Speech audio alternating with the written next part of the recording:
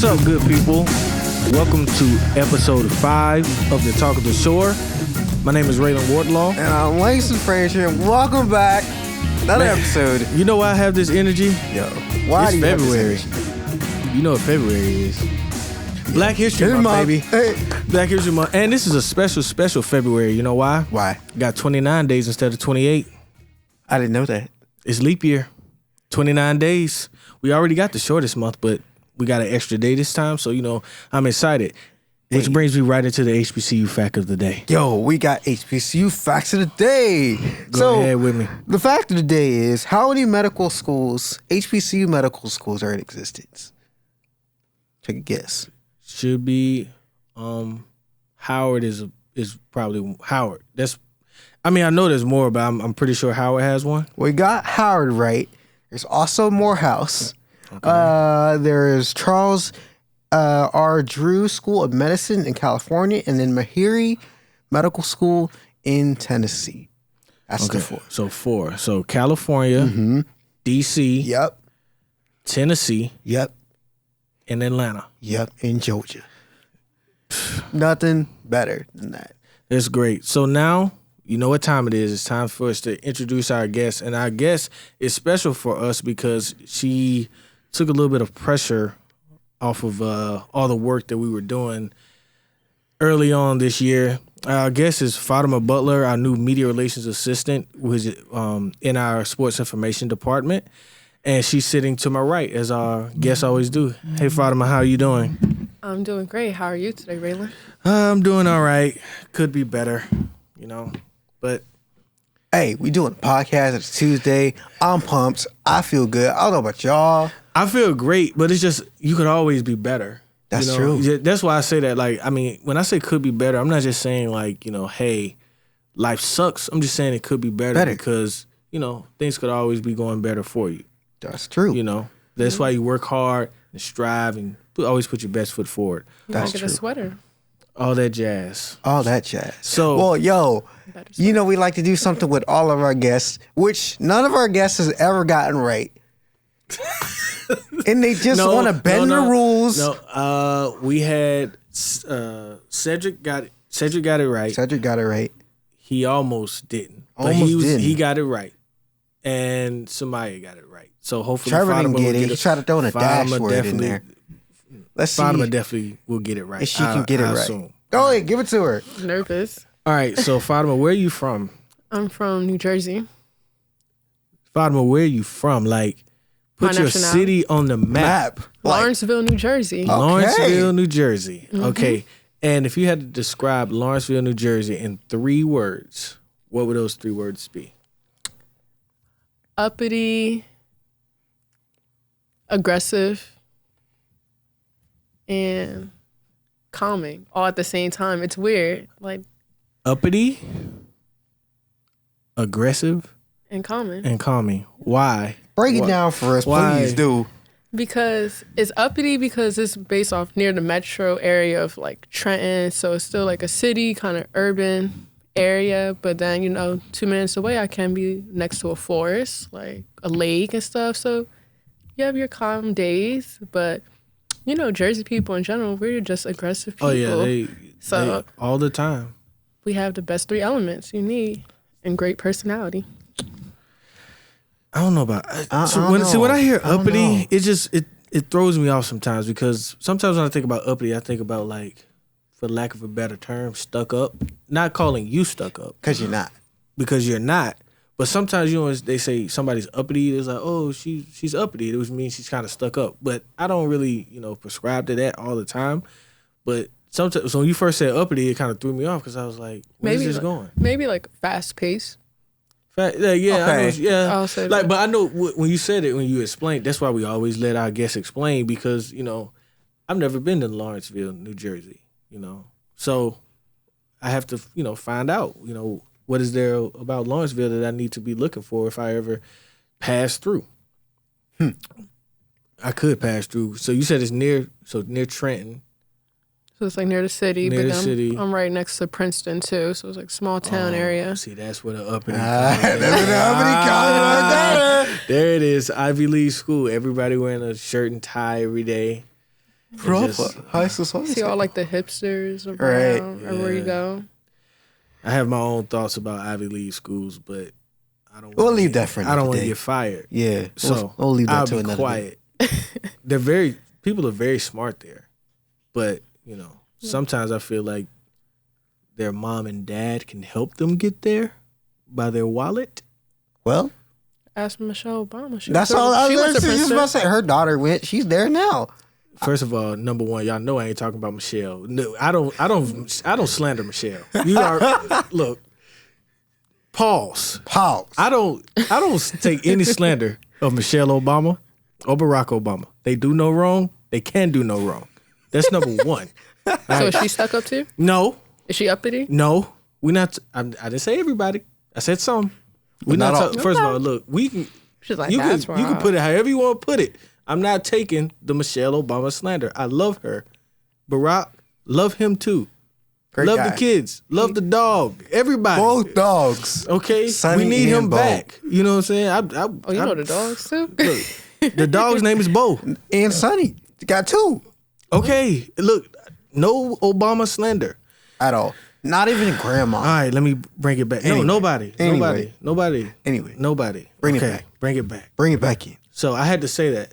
You know what I mean? I wasn't talking about one person. I'm saying that can potentially happen. I'm not saying that about every person that goes to an Ivy League school. Don't kill me. Don't try to come for my life. I'm just saying some people can, be perceived that way. And then I know that can happen because, Ivy League schools do have a lot of money, which you know. Mm-hmm. Okay. So for you, fun facts about you. Fun facts. If somebody, we're talking to you and they said, Fatima, just tell me a couple things about yourself. What would you say, a few fun facts about yourself? I'm missing one toe on my right foot. I'm kidding. So just say I'm goofy. Yo. I say She's about to have me for a loop. I was like, dang, that might be the Cedric's funeral parlor thing. No, that's worse. No, the funeral business is one thing, but missing a toe is a whole I think that's nother pretty thing. neck and neck. I don't know though, because that's like a family business. But like missing a toe, that's That's like personal. a strange job. That's personal. That's personal. Like missing a toe or missing a finger or any other extremity. Hey, she's the one who listed it as a fun fact. That's not true. So I know. Because I was trying to get at that was goofy. See? No. I mean, I have like dry humor. Dry humor. Do you like the show Modern Family by chance? No, I don't think I ever watched it. If you like dry humor, watch Modern Family. Okay. That's just a quick little, no plug for them, just a little. If you like dry humor, shout out to Modern Family. Hashtag not sponsored. Hashtag not sponsored. But go ahead. Back to the fun facts. Another fun fact. I've gotten to see a lot of celebrities off of concerts, off of luck, getting to be close near them without trying. So, who do you think is the most famous person you think you've ever seen? Like close up, not like a concert, because concerts are one thing. They're different. Like, yeah. Who's the most famous person you think you've ever seen? Like probably Drake. He's probably like where Langston was at. Drake. So you're a big I'll say, Drake fan? I like Drake. He's not my favorite. Who's your favorite? Kid Cudi. Kid Cudi? Mm-hmm. Okay. Who's your favorite rapper, Langston?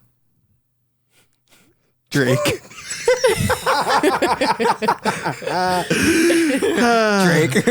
Gotta take you to a concert with me one day. Get to see Drake. There you go. Are you talking about R&B Drake or rap Drake? What's your favorite Drake rap song? Headlines is really good. I like Headlines. And the motto is really good. It's like a good gym song, like First Tee type vibe. If we ever had like First Tee songs to walk up on a tee box with, that's what I would play. Without the customers. Headlines? Yeah. That's a good one. That's a good one. Because I'm like in the news. I like telling stories. See, Headlines. I don't like singing Drake. I like rapping Drake. So I feel like we haven't heard from him in like a while. Like, I need rapping Drake. I don't need him crying. Who you crying to? He's trying to do all this dance hall hall type of stuff too. I need you rapping Drake. I need Young Money Drake. Exactly. I need that ransom old Drake. You know what I mean? If ransom, that was like old, like. How long has Drake been in the industry? Like, geez, It's been man. Since Degrassi. I mean, I didn't really watch Degrassi was a good show. I didn't really watch Degrassi, but That's I think the first time problem. I heard Drake rapping was like maybe 2007. Yeah, I was gonna say like a long time ago. And then he like, you know, when he got with my favorite rapper, Lil Wayne, you know, he became a superstar. That's why Lil Wayne is the best, because he put Drake on. Everybody Not saying with that new album. He just dropped. Never mind. He don't have to do it. Look, I mean, I know. back to the no slander list. Lil Wayne is on it. Okay? So is I'm LeBron not saying James. he is the greatest rapper of all time, but Who, you know, Lil Wayne? Yes. You saying he's the greatest rapper of all time? Yes. Oh, okay. That's a personal opinion, not a Well, fact. let me correct it. What he said, he's the proven. best rapper alive. What did he say? Best rapper alive. Yeah. He is. Still. I mean, he's still breathing, so he's the best rapper alive. If it These albums now. because you know what I mean, don't get me started, because I'm a big fan of Lil Wayne, but the new album was a little off, and I think it's just because he knows, like, he got fans like me. Like, You were just gonna listen just to I'm listen. gonna listen. As soon as I heard Lil Wayne had an album, I stopped what I was doing immediately and started listening to it, because I'm a fan like that, you know. And I've been a fan for a while. Like, that's like, he's the only person I kind of stand for like that. There's nobody else I really stand for. Everybody else is kind of like, you know, I have, you know, ups and downs with them. You know, I mean, there's people I really like, you know, Rick Ross or somebody like that. Like, they put something out, I'll go listen to it. But like, I mean, I was listening to Carter 3 on the way to work today. Like, I'm a Wayne. The keyword Carter 3. Nah. I can listen. No, I'm just saying like, That's why he's washed up. when it was on no, I'm saying, like, my phone was on shuffle, right? And Carter 3, a song from Carter 3 came on, and it made me it took me back to the time of playing like high school. It took me back to the time of playing high school football, being in the locker room, me and all my teammates, like, just rapping a milli, like, nonstop every day. So that's what I'm saying. Like, it took me to that time. And like, even now, you know, he brought something else out. I was here for it. So shout out to Lil Wayne. You know what I mean? He got away from Birdman, which me Finally. personally, like, it was sad, because, you know, he used to always he shouted Birdman out and everything. And I don't like to see black men bicker. You know what I Especially mean? calling him like his father and everything, Man, too. look, they kissed. You know what I mean? Like, it's hard to get closer than that. So, you know what I mean? You know, I'm telling you, bro, I don't like to see black men bicker, especially during Black History Month. So Keep it positive. you know what I mean? So, you know, Uplift each other, you know. but we not finished and we not done. So back to what I was saying. Any more fun facts about you, Fatima? Okay, so out of all my brothers and sisters, How many you have? I have 3 brothers and 1 sister. Okay. They're all born in spring. I'm born in summer. And I'm the only one whose name begins with an F. All of them begin with the letter J. Any reason why? Yeah. I do not know. Huh. Maybe you were That would special. be like a parent's asking question. I like, got you. Maybe you're just so special that you couldn't be like the rest of your siblings. See? I like Use that. Your siblings gonna get mad, but just use that. Hey, that's a good one. That's why we in the month of February for the F gang. No, because February is coming before you, and it's gonna be coming after you. Wow. That was good. That's just serious. so Because my mean. birthday's in good. June. That was My good. birthday's in June, but they had a lot of Junes before me, and they're gonna have a lot of Junes after I'm gone. I'm just renting it for a while. I'm just renting the month of June out. That's all. We need June to I go. love- I love Renting my out the birthday. month of June. That's hilarious. You know why June is always the best month? Because number 1, NBA Finals. Number 2, when June comes, that means everybody's out of school. Nobody goes to school. Like, colleges are out of school. Most high schools and like primary schools, elementary schools are out of school. So when June comes, what does that mean? Yo, it's summertime. Who doesn't like the summer? But I you're not really love the summer. But you're I'd not rather really be warm than summer, cold any like- day. The first day of summer is June, like 21st. When June comes, it's summertime. It's not Like- hot all the time. It depends where you live. Where You at? need a summer person like me. August. No, August is when it's hot. That's like 'Cause back then to it's school. muggy. Like, It's let's like, yeah, pack like, the yeah, bags in the so I'm going to suitcase. school. Supposed to be on the team. No. When's your birthday? My birthday's May. May. Oh, now I'm going to get into So I got like, What I you, a start Taurus? summer. I just had a conversation with somebody about this yesterday. My birthday is always within the week of Teacher Appreciation Week, When's your birthday? May 8th. May 8th. Yeah. Ooh. It's always within Teacher Appreciation Week. Well, So like I have to wait a think about your full. zodiac sign. I know what this is. Hey, don't ask me because I don't know. I'm not. What is? Hold on. So you got to be a Taurus then. I guess. Yeah, you're a Taurus. Because, But guy Tauruses are cool. I'll give you that. My guy Yeah. best friend, he's a Taurus too. His birthday's like May 10th. What's your sign? I'm a Virgo. 8/24. Rest in peace, Kobe. Oh my God. Yeah, rest in peace, Kobe. Kobe. Though. But You know, Virgo gang, he's a Virgo too. he was. Yes. When's his He's birthday? August 23rd. Oh, I never knew. You know why I never knew? Because if you're not a Gemini, it doesn't matter. Geminis are the best. What? Oh my God. Just saying. Don't let me start rattling it off. You know, Prince was a Gemini. Oh gosh. He was. Allen Iverson, Gemini. My mom, Gemini. Michael Jackson, Virgo. We can do this Beyonce, all, we can do Virgo. this all day. Me, I'm a Gemini. I think I We can share a stop birthday there. with Harry Truman. That's about it. You know who you share a birthday with? Who I actually share a birthday Like with? who you have a birthday on the same day as? I think Don Kennedy. John Kennedy. Mm-hmm. You say you. I have Harry Truman. I have one of the presidents. I want to say it's Harry Truman. Bush, the first one, the first George Bush. 41. Bush Yeah. 41. And Anne Frank. Me and Anne Frank have the same birthday. Diary of Anne Frank. Yeah. Interesting. I always liked that book. Like the movie was good, even though it's like a sad and it's like I like history stuff. So But like Anne Frank. I mean, there's some other people out there too. I can't think. Oh, Lil Duval. I have the same birthday as Lil Duval. We living our best life on June 12th.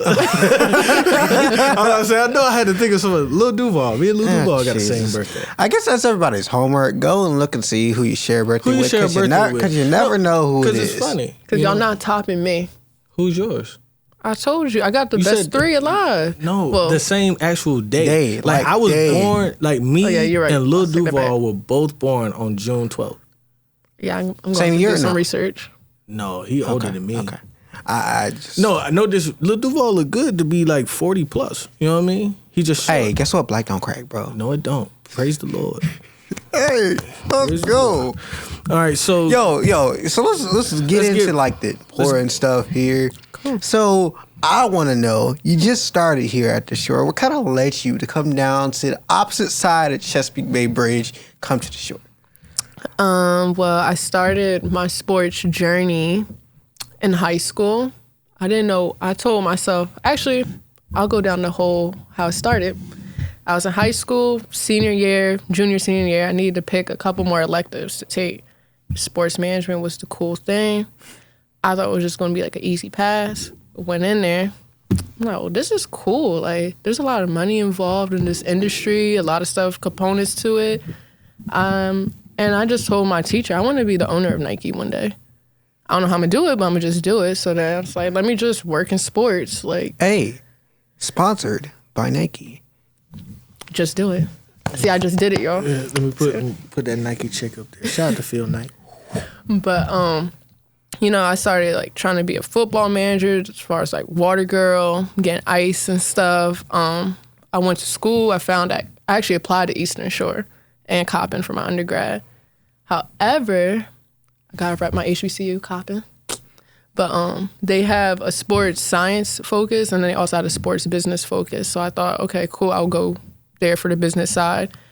Went to Coppin, not from Baltimore, didn't know what to do, what it takes me to go to be the owner of Nike. So I just tried every single department, from facility management to administration to working in the gym, swiping the students in. And I came across my mentor at the time, Jason Pompey. I know Jason. Good dude. Yeah, he was cool. So he was there with Jason, and then there's another Jason Brown. I believe right now he's actually working with the Warriors right now in LA and stuff. But say, hey, can I come in here and work with you guys? I don't know exactly where it's going to take me, but they said sure. And I got into communications, and I loved it.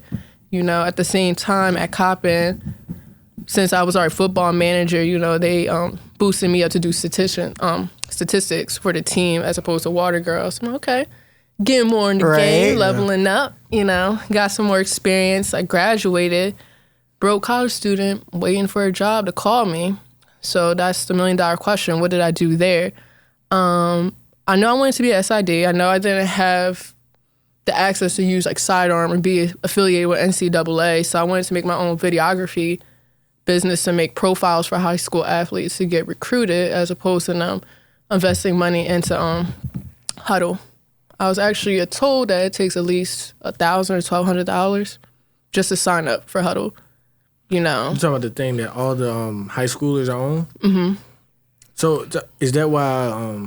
I mean, I don't know. Like Huddle wasn't that popular when I was in high school. It was more like Rivals and stuff like that. So is that why like a lot of times you have to subscribe because it costs so much to just be affiliated? Mm-hmm. Because I know Rivals, like you could go on Rivals and like watch people's tapes. Because I remember when I was in high school, I used to watch Reggie Bush's highlight tape.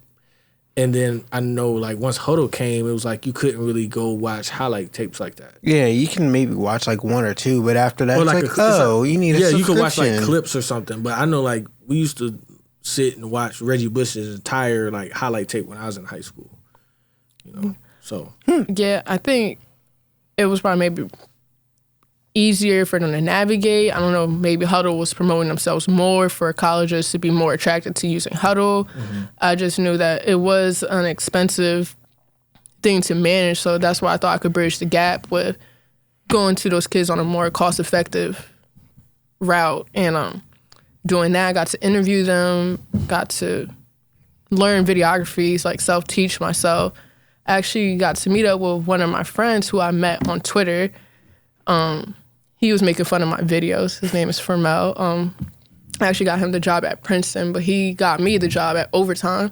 Mm-hmm. So I started doing video work with Overtime, going to championship games and all sorts of stuff. Like, it was a great time. And I linked up with Double G Sports because I wanted to be able to wear many hats in order to be a SID. So yeah, I'm doing videos, but what did I need to do to get more into communications? Mm-hmm. I thought I needed more writing on my resume.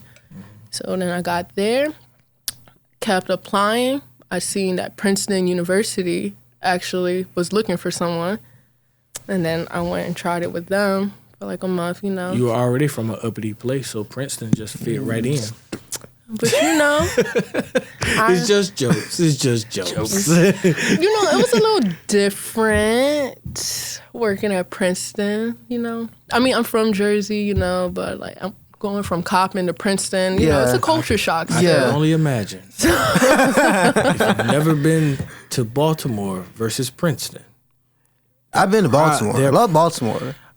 I would assume that they're a lot different. Baltimore is a unique place on its own. I don't think there's any other place in America, in the world, that Baltimore. I would agree with that statement. Yeah. Like I would agree. It's just like really unique in its. The first time I went, I was like, "This is a unique place." Like, I said the same thing so on my many tours. reasons. For so many reasons, it's just a unique place.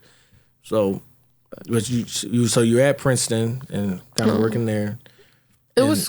But you know, what was next? I guess after being at Princeton. I like that I was in Princeton, but you know, it was like a temporary position. Mm-hmm. That was one thing. They wanted me to just cover the soccer season and keep it moving. Well, see, that's pretty big because soccer is, I heard, it's like a big sport up there. Yeah, that's like one of their biggest programs. Like, they'll go to championships every year and all sorts of stuff. So it was more of, can you scratch my back and I scratch yours? And I was like, deal, like, you know. But I kept wanting to apply to other places just because I know I have a school like Princeton on my resume. Somebody's bound to like want to talk to me now, as opposed to just Overtime and freelancing and stuff. Right. And then the lovely Eastern Shore gave me a call, and it was like, you know, I like that I'm back in at HBCU. I like that I'm back in the same conference. I actually used money that my grandfather left me when he passed away to start my video journey to get in this career. For him to be an alumni here, let alone Hall of Famer in football here, I just thought it would be the best place to come and show my blessings back. And kind of kick everything off. So, now that you've been here for, roughly 2 months, what's the most exciting thing about covering college sports so far? I know, you're working more with baseball and volleyball, but track, have had a couple meets. So what's the most exciting thing about covering college sports I guess you can say that you knew was, you kind of sensed was going to happen, and then what's the other part that you was like, well, maybe I didn't really know that would, take place that way? I like that. I just like working in sports in general, especially collegiate, I would say, because it's a lot to do. It's a lot to focus on. You get to see kids who are like inspired by like professionals or even like their own parents who showed them the sport, and just get to go back and give and show off their talents. Like, I think that's what gets me excited, and especially seeing a team that is doing well in their season, like track. We just had some new qualifiers from this past meet, and I just like that they stick as a team. I guess it's not really the best answer, but like I thrive off of energy from everyone else. I guess I'm more like an empath type of answer. Yeah, track. Yeah, especially like track is one of those sports that it's definitely a team sport. Yeah, but there's a lot of individual pieces that have to come together, and I think that's something that a lot of people don't really understand about track. I ran track in high school, and my older brother is a high school track coach. So when we talk about track and field and how it's an individual thing as far as your individual race, your individual event, but the way you have to go support your teammates in something that you really have, not just you don't have any control over, you probably don't have knowledge of, because our 1 mile runners cannot go and throw the shot put, just like our shot put people are not going to go and high jump. Yeah. But all those entities have to work together to get a championship. So I think track's one of those rare sports to where it's an individual sport, and it takes a lot of an individual mindset to be the best you can be in your event, but still having to work in that team dynamic. So I've always thought that track is one of those unique sports, because there's just so many working parts to it that really, in the grand scheme, don't always work together in unison, event by event, but you have to bring it all together to try to win. So, yeah. You definitely said that better than I did. That's exactly what I was trying to get at. Well, no, I guess no, because I'm thinking, I'm coming from somebody who ran track and then had somebody, who coaches it now in, well, we don't live in the same house anymore, but that I grew up with. So, you have a different outlook on it. And so that kind of yields to, I think, that may yield to track athletes having a different kind of energy, especially when they get to meets, because it's, it's just a different animal altogether in that sport. That's how I felt, especially from this weekend with them cheering each other on. Yeah. I'm recording, but I just want to cheer go, go, go as well.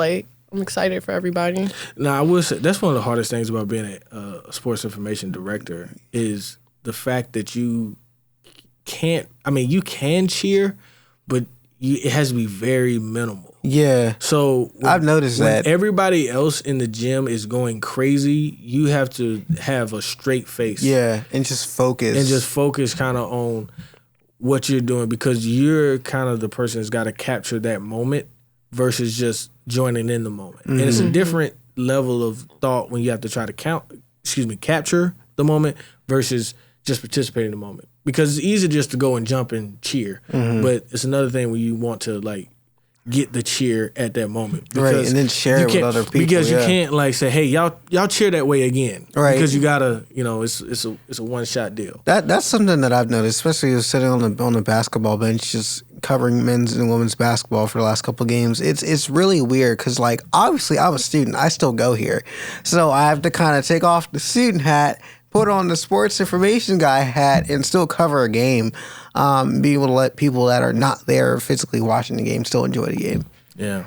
And that's kind of, especially in today's day and age, people that aren't there, they want to feel like they're there, whether it's through Twitter, Facebook, or being able to watch it on a live stream or however they want to consume it. They want to feel the closest to where they're there, even if they can't physically be there. Yeah. And that's something I think all of us really try to pride ourselves in doing, just whether it's not basketball, but any of the sports that we cover, try to make it real and authentic and try to, give the best product that we can out there. Because, some of it's only like an instant that people think about it. But, a month, 2 months from now, their senior year, when we're going through like their accolades and, hey, what did they do? We can say, oh, we still have a video from them from their freshman year, their first track meet. And we can pull up the video and we're like, hey, look where you started. Look where you are now. I think that's something really cool that we get to do. Definitely agree. All right, so this will be a final question. Where do you see yourself in 5 years or so? Like, maybe not directly, hey, in 2025 I'm doing this, but kind of what do you see as your trajectory as you matriculate through being a sports information director? Well, definitely the goal would be to be the director of my department, like how Sean is with us.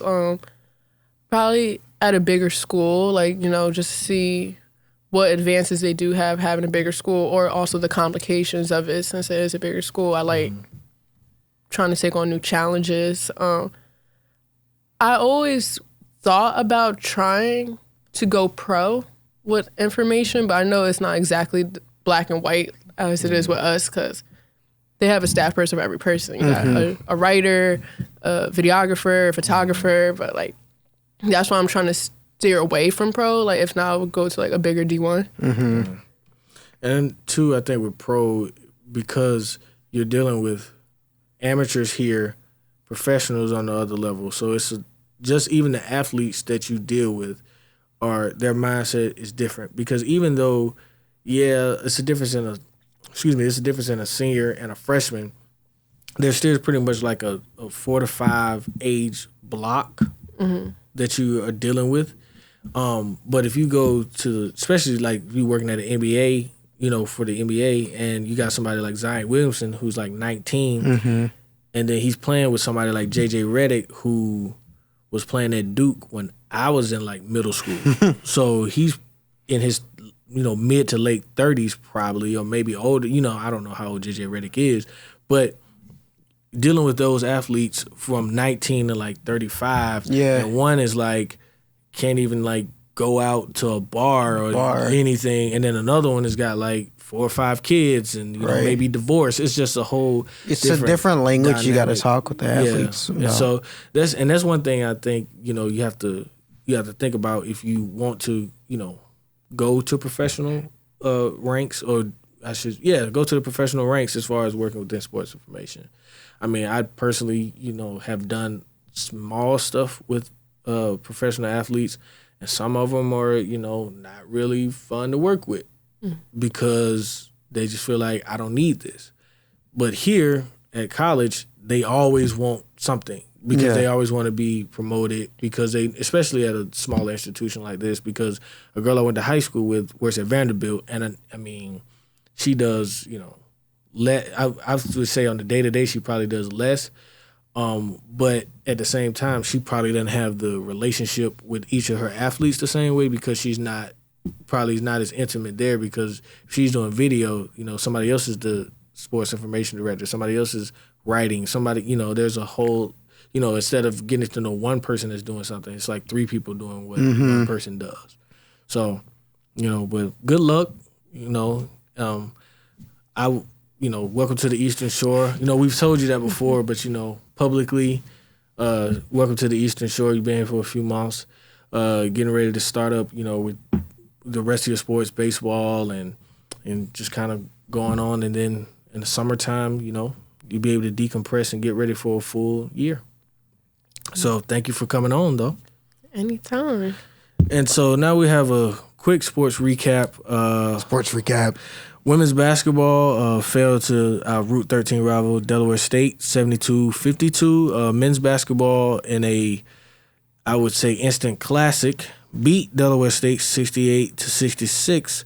Both teams will be playing against Morgan State on February 8th, and then Coppin State February 10th. Make sure you go to EasternShoreHawks.com for everything Hawks as far as scheduling and where they'll be playing. Bowling placed in 4th at the Prairie View and A&M Invitational this past weekend, which they had a really good meet for the most part. And they'll be back in action at the end of the month in Florida at the MEAC match number 2. And so we're looking forward to that, and that will be on the 23rd 21st through the 23rd. And then indoor track. Just mentioned it. They just picked up a first place finish for the men's and a second place finish for the women's at the Eastern Shore Multis and Combined Events Day this past weekend in the Heights. So that was very, very cool to watch as well. And yeah, they'll be back in action down in my home state of South Carolina, in Columbia to be exact, in the South Carolina Invitational this weekend, February 7th and 8th. And my sport, my young softball girls, I went out and saw them scrimmage with Salisbury last weekend. We're small in numbers, but mighty in effort. I just came up with that. I'm like, it flowed. It worked. Yep. You know, there's Lil Wayne inspired.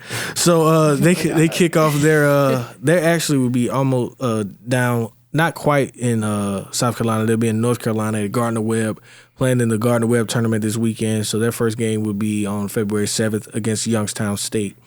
Next week we'll have a guest. We have a few in mind. We want to keep you on your toes. So keep you on your toes. Just be on the lookout. Me and Langston will be back. So hey, we'll be back.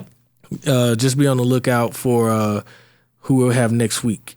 But the most important thing, make sure you follow us on our social media handles. If you don't know what they are, we're on Twitter at ESHawks Sports. We're on Instagram at ESHawks. And on Facebook, you can find us at Eastern Shore Hawks for all the latest and greatest on your Hawks on the shore. Fatima, would you like to put a plug in on your social media handles? Like my personal one? Like your personal like your ones. LinkedIn. I don't know. People want to connect. Twitter, don't know. Facebook, if Instagram. You don't, it's okay. Whatever. No this feelings. Is your world. Whatever you want to put, whatever you want to say, it's on you. You guys can follow me on my sports journey on my Instagram at feb_visuals. So that's F like fish, E like eagles, H like helicopter, B like baseball, _visuals. Okay. That was smooth. Smooth. And so also join into the conversation for the Talk of the Shore at #TalkShore. Email us at mdtalkshore@gmail.com. Don't forget to like, share, subscribe. We are on all platforms. All the platforms. Including Apple Podcasts, Spotify, Anchor, YouTube. Wherever you get your podcast, wherever you watch your podcast, That's are where there you as can find well. us. So make sure you review, share, subscribe, and join in on the conversation. Yep. Thanks, Fatima, for coming through. And as always, this has been Talk of the Shore. My name is Ralan Wardlaw. I'm Langston Frazier. Find me on Twitter at Langston Frazier, LinkedIn at my name, Langston Frazier, or you can follow me on my other podcast at The Langston Frazier Show, #TLFS pod. And for me, Ralan Wardlaw on Facebook, LinkedIn, Ray_Law12 on Twitter, R_Wardlaw on Instagram. And that is it. Thank you for watching, listening to the Talk to the Shore. We'll see you next week. Thanks, everybody.